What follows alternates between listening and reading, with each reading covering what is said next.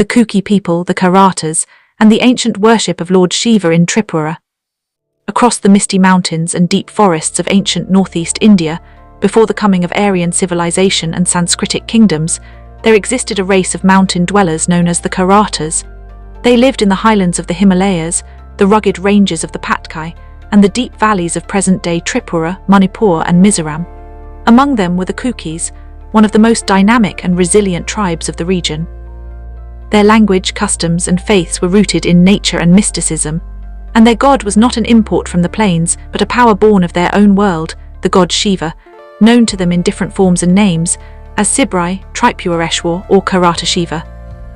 This connection between the Kukis and the worship of Shiva forms one of the most fascinating but overlooked chapters in the ancient history of Tripura and its neighbouring regions.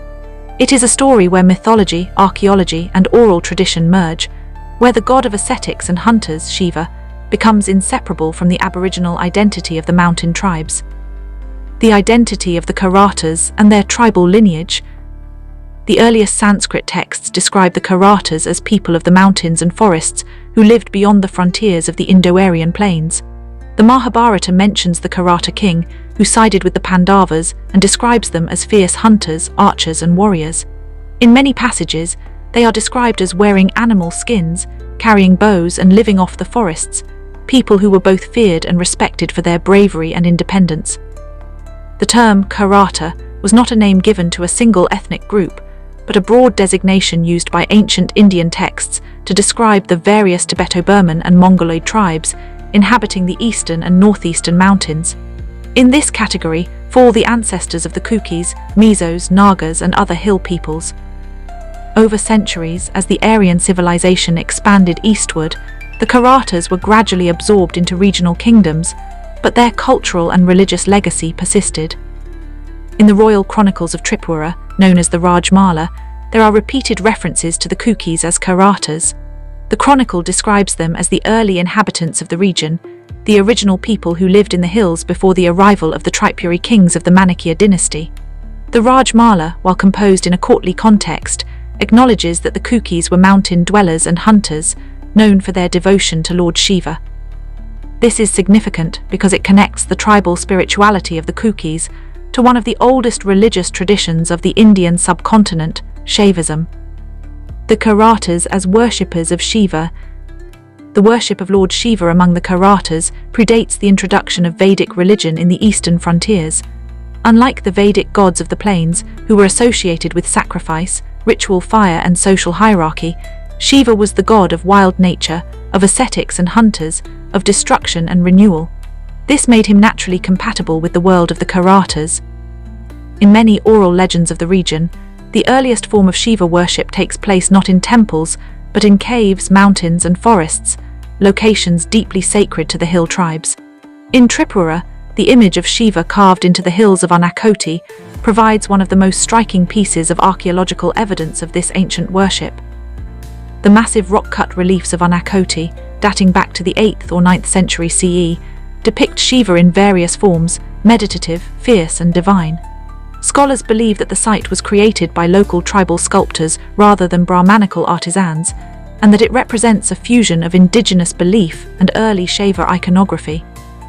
Local folklore describes Anakoti as a gathering place of 1,000,000 gods and goddesses who were turned to stone by Shiva when they failed to wake before dawn.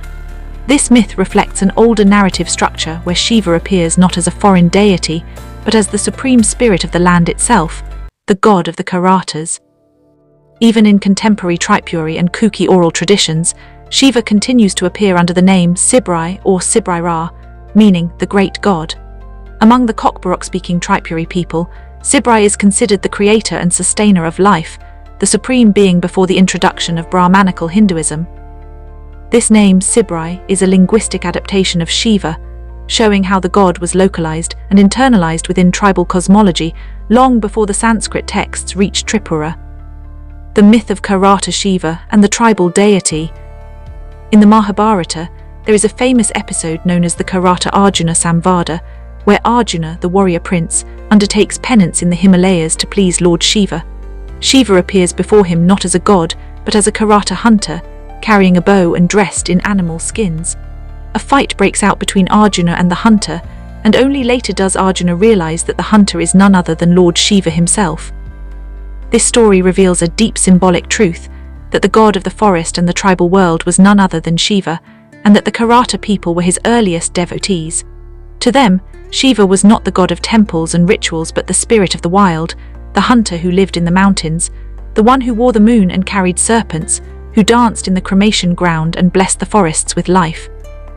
This mythic form of Shiva as a Karata hunter is particularly important in connecting the Kukis and other northeastern tribes to the broader evolution of Shaivism. It indicates that the origins of Shiva worship may not have come from the plains to the mountains, but rather from the mountains to the plains, from the aboriginal peoples like the Karatas to the Vedicarian fold. In this light, the Kukis and other Karata descendants can be seen not as later converts to Hinduism, but as the original bearers of its oldest spiritual current, the cult of Shiva. The Tripurantaka myth and the sacred geography of Tripura. Tripura itself is a name saturated with Shiva mythology. In the Puranic tradition, Tripura was the name of 3 aerial cities built by the Asuras, or demonic beings, who became invincible by divine blessing. When their arrogance grew and they began to threaten the world, Shiva destroyed them with a single arrow. This act earned him the name Tripurantaka, the destroyer of Tripura. Over time, this myth became intertwined with the actual geography of Tripura, giving rise to the idea that the land itself was once a sacred seat of Shiva's power. Local legends and temple traditions in Tripura describe the god in his form as Tripureshwar, the lord of Tripura, or as Sibrai, the supreme god of the tribes.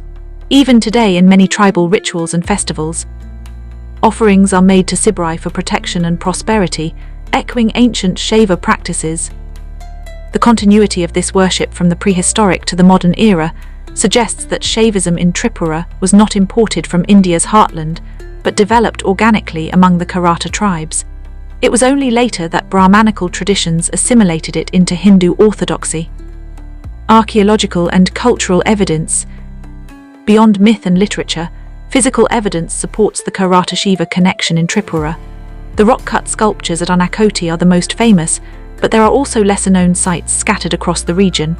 In Kailashahar and nearby hills, numerous rock engravings depict faces, tridents and lingams associated with Shiva. These carvings are stylistically distinct from those found in classical Indian temples, suggesting they were made by local artisans who adapted Shiva motifs to their own tribal aesthetic. The presence of these carvings in remote forested areas, rather than urban centers, strengthens the theory that they were created by tribal communities rather than Brahmin priests. In addition, oral traditions about miraculous Shiva lingams appearing in Kuki territories reinforce the belief that the Kukis once maintained their own sacred sites dedicated to Shiva. Cultural evidence can also be found in language and ritual. The Kuki and Tripuri words for god, spirit and ancestor often overlap with Shiva terms.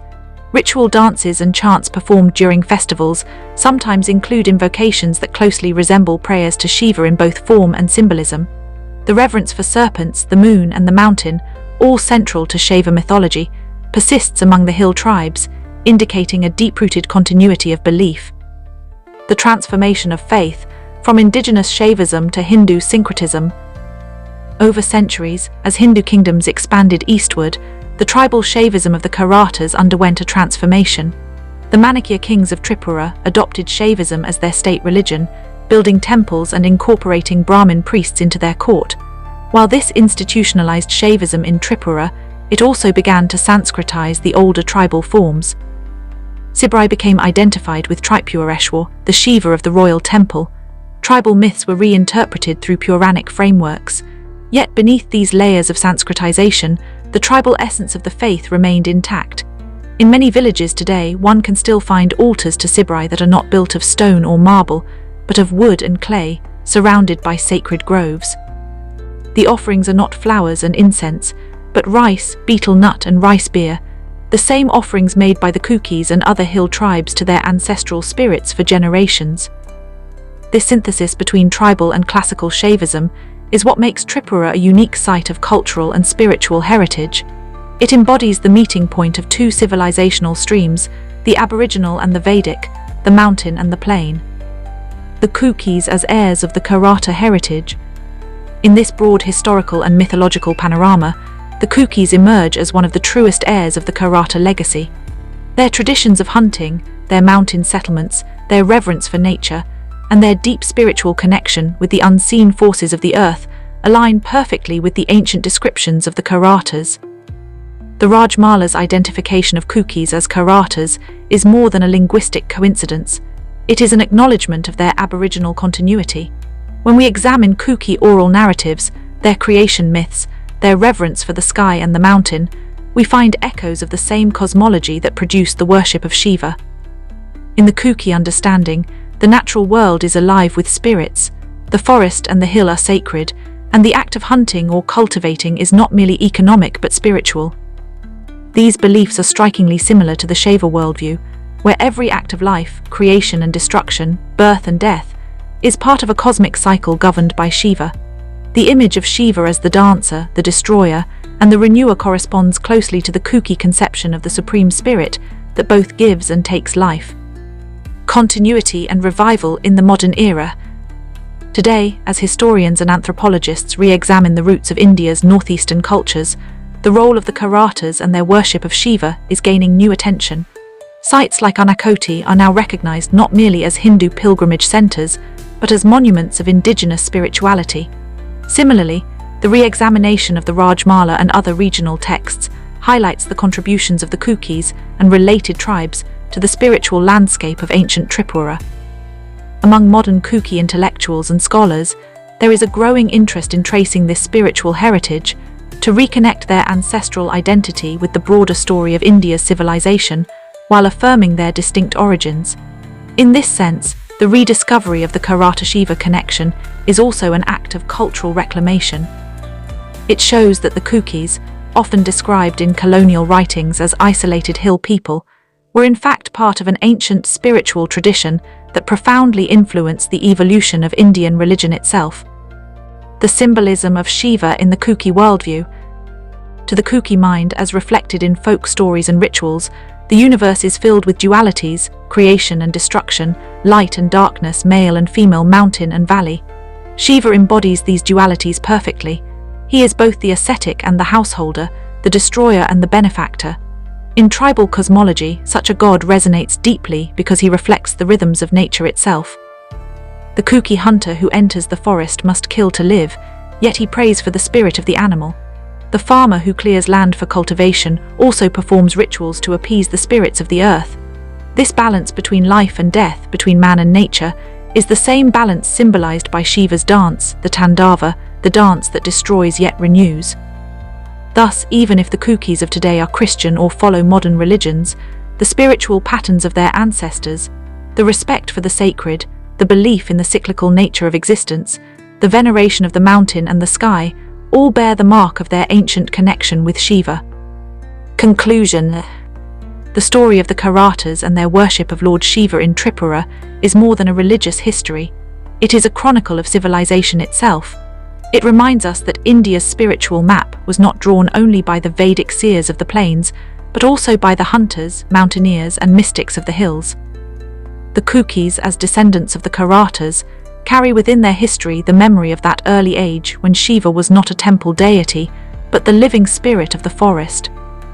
From the towering images at Anakoti to the oral hymns of Sibrai still sung in Tripura's villages, the trace of this connection endures. The worship of Shiva by the Karatas, and particularly by the Kukis, represents one of the oldest layers of Indian spirituality, preceding the Vedas and surviving through centuries of change. It is a faith born not in books but in the wilderness, in the silence of mountains and the roar of rivers. To understand this connection is to recognize that the Kukis and their kindred tribes were not peripheral to India's sacred history but central to it. They were the people of the mountains, the Karatas, who first heard the call of the wild god, Shiva, the eternal hunter, the destroyer of Tripura, and the lord of all that is beyond time. Sources, based on research from the Rajmala Chronicle, archaeological studies of Anakoti, UNESCO, and modern interpretations of Karata and Kuki heritage through works from CIS Indus, Tripura, org, in, Wisdomlib and other cited references. Disclaimer: this analysis is a historical and cultural exploration, presented for academic and educational purposes. It interprets mythology, archaeology, and oral history without asserting theological authority. The conclusions drawn reflect scholarly synthesis and cultural comparison, not religious endorsement.